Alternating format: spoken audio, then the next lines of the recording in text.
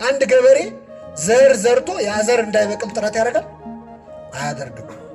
ስለዚህ የመጀመሪያው ሩካቤን ፈጽሞ ጽንስ እንዳይፈጠር መፈለግ ዘርቶ እንዳይበቅል መፈለግ ይመስላል ይላል። ወሊድን መከላከል ማለት የእግዚአብሔርን ስጦታ መከላከያ ነው። ምንጡ መከላከያ ማለት ስጦታውን እንዴት ትከላከሉታላችሁ? አሁን አንዳንድ ሰዎች በትክክል የወሊድ መከላከያውንም ወስደው ግን ሊወልዱ ይችላሉ። አይችሉም? ይችላል። በኋላ አሸብር፣ አሸናፊ፣ ጣሰው ምናምን ይሆናል ስሙ። እናንተ ስትከላከሉ የልጅ ያለህ ብለው እያለቀሱ እንባቸውን የሚረጩ ሰዎችን አስቡ ይላል። እናንተ እንዳትወልዱ ስትጨነቁ ለመውለድ ደግሞ ደረታቸውን እየመቱ ስለት እየተሳሉ ጌታ ሆይ መች ነው የምትጎበኘኝ እያሉ የሚያለቅሱ ሰዎች አሉ የሉ? እነዚህ ህጻናት ይከሱናል። በነገራችን ላይ በውርጃ ምክንያት የሞቱ ህጻናት በእግዚአብሔር ፊት ይከሳሉ። እስከ መቼ አትፈርድም? እስከ መቼ ደማችን ይፈሳል እያሉ ለሀገራችን በጣም መርገም ከሚያመጡ ሰላም እንድናጣ ከሚያደርጉ ነገሮች አንዱ የእነዚህ ንጹሐን ደም ነው። ሁሉም ተሞክሯል። አሁን ኪኒን ሆነ እንጂ በፊት ቅጠል ነበር። ያው ቅጠሉ ነው ኪኒን የሆነው። እያንዳንዱ ኤክስፐሪመንቱ ምኑ እየተሻሻለ ይመጣል እንጂ አባቶቻችን በነበሩበት ዘመን ብዙ ነገር ተደርጓል። እንደውም አንዳንዱ የድሮ የሚሻልበትም አለ። እንደምታውቁት ጽንስ ማስወረጃ ክሊኒኮች ብዛታቸው ከሌላ ከምንም አይነት ክሊኒክ ይበልጣል። ለሌላ ጉዳይ የሌለ በጀት ለዚህ ከየቦታው ነው የሚመጣው። ሰይጣን ስለሚፈልግ የህፃናት ሞት በጣም ያስደስተዋል። መስዋዕት እኮ ጣዖት አምልኮ ላይ ህፃናት ይሰዉ ነበር እየወሰዱ ህፃናት። ስለዚህ ያ እርኩስ መንፈስ ደስ ስለሚያሰኘው ህፃናት እንዲገደሉ ያበረታታል። በሌላው ዓለማትማ ለምን 9 ወር ነው መብቷ ነው ጭምር አለ። ብዙ ኬዞች ይነሳሉ። እንዲህ ስለሆነ ነው ማስወረድ የምትችለው በምንም ምክንያት በምንም ሪዝን። አንዳንዴ አይ ተደፍራስ ቢሆን እንዲገደርሶባት ልጁ ምን አጠፋ? ምንም የማያውቀው ህፃን ምንም አላጠፋም። ስህተት በስህተት ሊታረም ይችላል አይችልም? ስለዚህ ውርጃ መግደል ነው፣ ነፍስ መግደል ነው። አንዲት ሴት ልጅ ልታስወርድ ወደ ክሊኒክ ስትሄድ አንድ አባት አግኝተው መንገድ ላይ ያስቆሟታልና ወዴት ነው የምትሄጂው ሲሏት አይ አባቴ እዚሁ ነኝ አለች። ወዴት ብለው በጣም ሲያስጨንቋት እኔ ይሄን ልጅ ማሳደግ አልቻልኩም፣ በደንብ ልንከባከበው ጭራሽ ሌላ ልጅ ጸንሻለሁ እና የማይሆን ነገር ስለሆነ ይሄኛውን ላስወጣው ነው አለችና ስትል እኛ አባ ምን አሏት? አይ እዛ ሄደሽ ደምሽን ከምታፈስሽ ከምትታመሚ ለምን ይሄን ልጅ እዚሁ አንቀን አንገለው ማለት ጥሩ ሐሳብ ነው። እና ደነገጠች፣ አማተበች። ምን ማለት ነው ስትል ሆድሽ ውስጥ ያለውስ ምንሽ ነው? ልጅሽ ነው። እያማረጠን ነው እንጂ ልጅ ነው። ሁለቱም ስጋም ነፍስም አለው። በዚህ ተመልሳለች። እና በዚህ ዘመን ደግሞ የሚፈጸመው የሕክምና ሰዎች ካላችሁ ብዙ ልታብራሩ ትችላላችሁ። ሊከፋችሁም ይችላል። ይክፋችሁ፣ ምንም ችግር የለም። በጣም በአሰቃቂ ሁኔታ ነው። ብዙ ቪዲዮዎችን ብታየው በጣም የምታዝኑት። አሁን በዘመናዊ መንገድ የሚፈጸመው የጽንሱን የህፃኑን ጭንቅላት በማፍረስ እያንዳንዱን አካሉን በማውጣት ከዛ አካሉ ከወጣ በኋላ ደግሞ የቀረ አካል ኖሮ ውስጥ ኢንፌክሽን እንዳይፈጥር እያንዳንዱን አካል በመቁጠር 2 እግር 2 እጅ ተብሎ የጸኑ ማለት ነው። እግዚአብሔር ይቅር ይበላል። በእኛ ዘመን ይሄ ይፈጸማል። ስለዚህ መግደል ነው። ቅዱስ ዮሐንስ አፈወርቅ ጽንስ ማስወረድ መግደል ብቻ አይደለም ከዛም ይከፋል ደግሞ ይላል። ለምን ካላችሁ ጽንስ ማስወረድ ከመግደል የሚከፋው እርግዝና የሞት ወራት የህይወት ወራት ነው። እርግዝና ህፃን ልጅ ህይወት የሚያገኝበት ወራት ነው። ወደ ምን ወራት ቀየር ነው? ወደ ሞት ወራት። ማህፀንን ደግሞ ወደ መግደያ ቦታ ነው የተቀየረው። ስለዚህ ጽንስ ማስወረድ ከሌላ ግድያ እንደውም በጣም የከፋ ነው። እውነት እናቲቱ ተስማምታ መሞቱ ደግሞ ያሳዝን የበለጠ በእናትህ ስምምነት ስትሞት ማለት ጽንስ ማስወረድ እጅግ በጣም ከባድ። ማህፀን ማለት ማህፀን ቀጥተኛ ትርጉሙ ማሳደጊያ ማለት ነው። በነገራችን ላይ ሐፀነ አሳደገ፣ ህፃን የሚያድግ፣ ማህፀን ማሳደጊያ፣ ሐፃኒት አሳዳጊ ማለት ነው። ስለዚህ ማህፀን ምንድነው? ማሳደጊያ። ስለዚህ ማሳደጊያ ውስጥ ነው የሚገደለው ልጁ። በማህፀን ውስጥ ማስወረድ ማለት በማሳደጊያ ቦታ ልጅ መግደል ማለት ነው። ሐፃኒቷ የጸነሰችውና በሆዷ ይዛ የምታሳድገው ሆዷ ውስጥ ሐፃኒት እንድትሆን አሳዳጊ እንድትሆን የተመረጠችው በማህፀን ውስጥ በማሳደጊያው ስፍራ ውስጥ ነው የምትገለው። ሌላ ማህፀንን በዲቃላ ግስ ደግሞ ሲያረቡት አባቶቻችን አማህፀነ አደራ ሰጠ ማለት ከሚለው ጋር ይስቡታል። አማህፀን ነፍሴ ውስጥ ተዴከ አባቶ ነፍሴን በእጅህ ምን እላለሁ አደራ ሰጥ። አማህፀን ማለት አደራ ሰጣለሁ ማለት ነው። ስለዚህ የማህፀን ሁለተኛ ትርጉሙ አደራ ማለት ነው።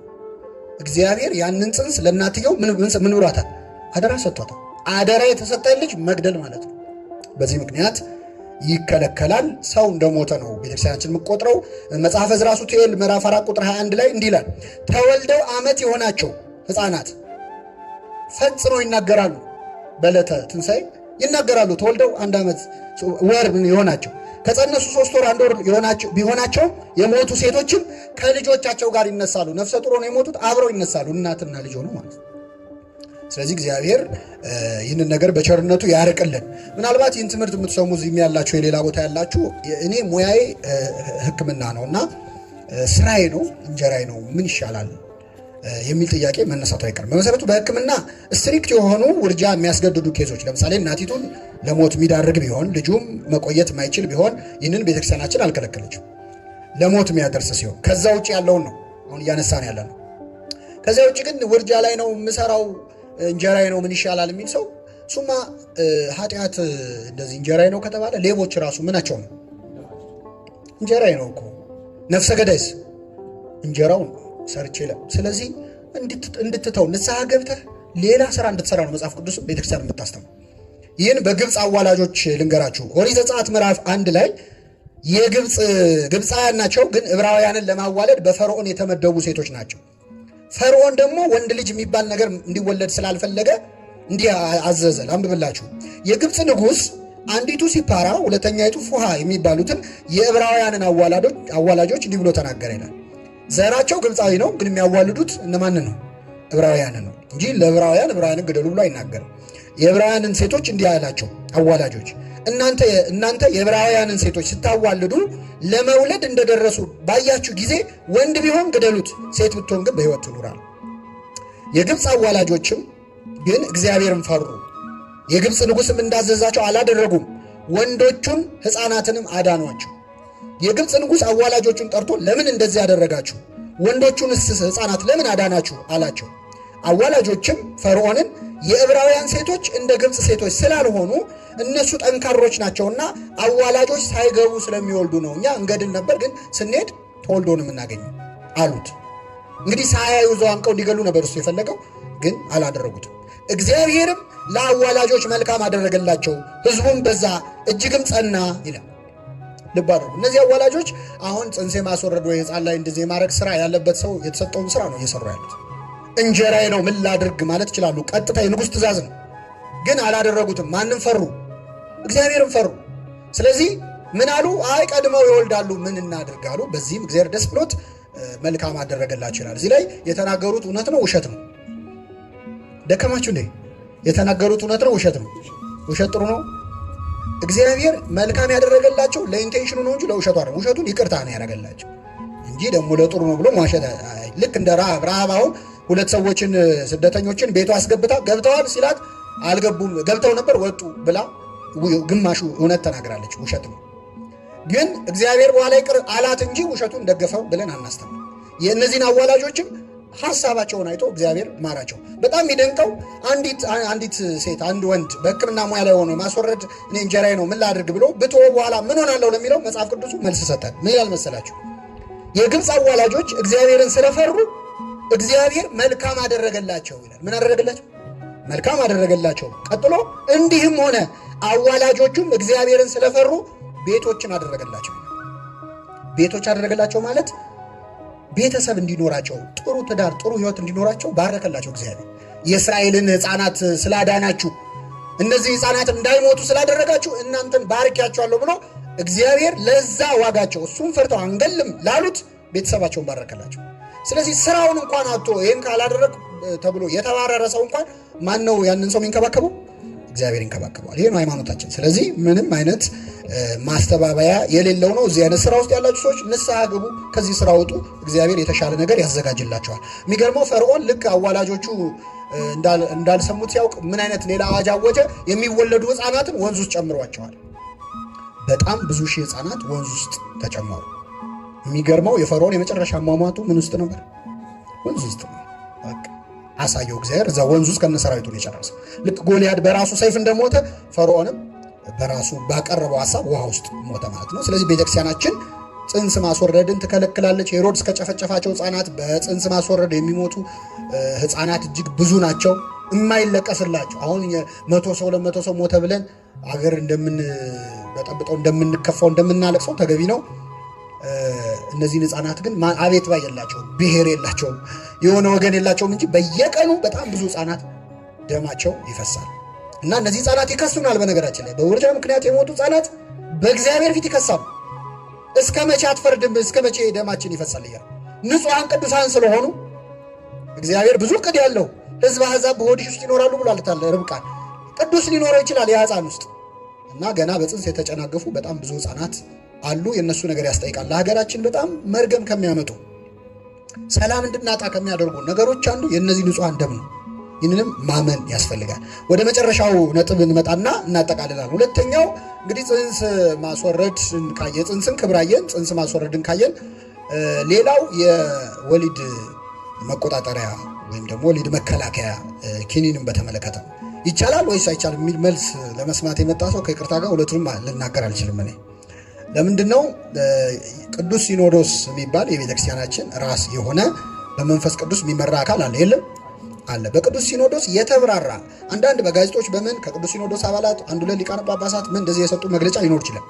ግን የተብራራ ኤክሰፕሽኖች ሁሉ ተቀምጠው እንዲህ ሲሆን አይፈቀድም፣ እንዲህ ሲሆን ይፈቀዳል የሚል የተብራራ ውሳኔ እስካልተሰጠ ድረስ ዝም ብሎ ተነስቶ ይቻላልም አይቻልም ብሎ ለማስተማር መብቱ የለንም። ይሄ ለወደፊቱም ጥንቃቄ አድርጉ። ቤተክርስቲያናችን ኦፊሻሊ አቋም በማትይዝባቸው ጉዳዮች ሰዎች የግላቸውን አቋም የያዙ፣ ግን ዶክትሪናይዝ ማድረግ ከዚህ ውጭ ሌላ አይነት ብሎ ሌላውን ማስጨነቅ አያስፈልግም። ስርዓተ ቤተክርስቲያንም ይህንን አያዝም። በሌሎች አብያተ ክርስቲያናት ዲቴይል የሆነ ውሳኔዎች ስለተወሰኑ፣ ለምሳሌ የኮፕቲክ ቤተክርስቲያን ፅንስ እንዳይፈጠር ማድረግ ትፈቅዳለች። ከተፈጠረ በኋላ ግን ፅንሱ ከእናቲቱ ማፀን ጋር እንዳይገናኝ ማድረጊያ ኪኒኖችን አትፈቅድም።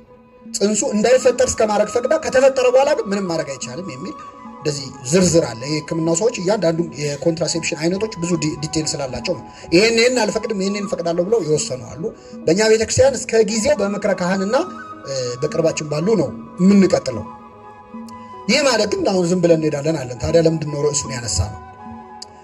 በቤተክርስቲያናችን አስተምህሮ ግን አባቶቻችን ይሄ ፅንስን መከላከልን እንዴት አዩት የሚለውን በዚህ ትምህርታችን የግድ ማንሳት አለብን። የቀደሙ አባቶቻችን ከ4ኛው ከ3ኛው ክፍለ ዘመን ጀምሮ የነበሩ ቅዱሳን ማለት ነው በዚህ ጉዳይ ላይ ብዙ ነገር ብለዋል። ምናልባት አሁን እንዴ በዛ ጊዜ የፅንስ መከላከያ ኪኒን ነበረ ወይ በምን አውቀው ነው ካላችሁ፣ ምንም የፈጠርነው አዲስ ነገር እንደሌለ እኔ ላበስራችሁ እወዳለሁ። ሁሉም ተሞክረዋል። አሁን ኪኒን ሆነ እንጂ በፊት ቅጠል ነበር። ያው ቅጠሉ ነው ኪኒን የሆነ። እያንዳንዱ ኤክስፐሪመንቱ ምኑ እየተሻሻለ ይመጣል እንጂ አባቶቻችን በነበሩበት ዘመን ብዙ ነገር ተደርጓል። እንደውም አንዳንዱ የድሮ የሚሻልበትም አለ። ስለዚህ ያልተደረገ ነገር የለም። በየዘመናቱ ፅንሱ ዘሩ ወደ ሴቲቱ ማፀን እንዳይገባ ማድረጊያ የሚቀቡ ቅባቶች በመጠቀም ቅጠላቅጠሎችን በመጠቀም በተለያየ መንገድ ዘራቸውን በማፍሰስ ፅንሱ እንዳይፈጠር ለማድረግ በየዘመናቱ ብዙ ነገር አድርገዋል በየዘመኑ። ስለዚህ አዲስ ነገር አይደለም የምንናገረው። በጣም በሚደንቅ ሁኔታ ቅዱስ ዮሐንስ አፈወርቅ ባለጸግነትን ገንዘብ መውደድን ይቅርታ ሲተች ገንዘብ የመውደድ አንዱ ማሳያ ልጅ መውለድ አለመፈለግ ነው ይላል። አንዳንድ ሰዎች መቀማጠሉን ስለሚፈልጉት ልጅ ወልዶ ጊዜ ማጥፈኔ ስቀፈቅፍ አልኖርም ምናምን የሚሉ ሰዎች እንግዲህ በአጠቃላይ ማለት ይፈቀዳል አይፈቀድም ብለን አንማርም ማለት ቤተክርስቲያን ባታረጉት ጥሩ ነው የምትልበት ምክንያት ግን መረዳት አለብን የለብንም? አለብን። ቢፈቀድም በነገራችን ላይ አሁን የሚሰጠው ትምህርት አሁን ቅዱስ ሲኖዶስ ተሰብስቦ በቃ እንደፈለጋችሁ የትኛውንም አይነት የወሊድ መከላከያ ማድረግ ትችላላችሁ ቢልም እዚህ ላይ የምናነሳቸው ነጥቦች አይቀሩም። ቅዱስ ጳውሎስ ሁሉ ተፈቅዶልኛል፣ ሁሉ ግን ተፈቅዶም የማይጠቅም ነገር አለ። ስለዚህ የማይጠቅምበትም ምክንያት ቅዱስ ዮሐንስ አፈወርቅ እንዲህ ሲል ዘርዝሮታል። እሱ ልናገርና አበቃ ነው።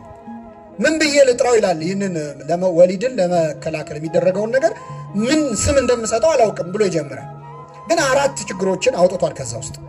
የመጀመሪያው ወሊድን እንዳይፈጠር ፅንስ እንዳይፈጠር መከላከል ዘርቶ እንዳይበቅል ማድረግ ነው። አንድ ገበሬ ዘር ዘርቶ ያ ዘር እንዳይበቅል ጥረት ያደርጋል? አያደርግም።